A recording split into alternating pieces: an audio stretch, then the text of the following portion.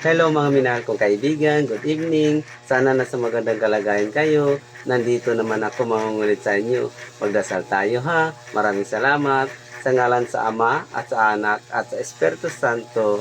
Amen.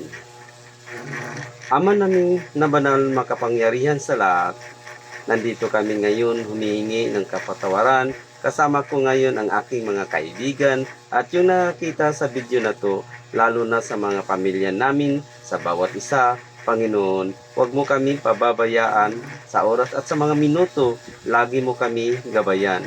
Tulungan mo po kaming makapagdulot ng aliw at ginhawa sa mga may sakit at sa mga malalapit ng sumakabilang buhay, makapagbigay ng pag-asa sa mga dugha at walang hanap buhay, magpahilom ng sugat ng mga pusong wasak, makiisa sa pagkilos ng mga inaapi at pati na din ang mga taong naligaw ng landas. Panginoon, ikaw lang talaga ang aming pag-asa dahil ikaw lang ang may kakayahing lumutas sa aming inaakay na problema.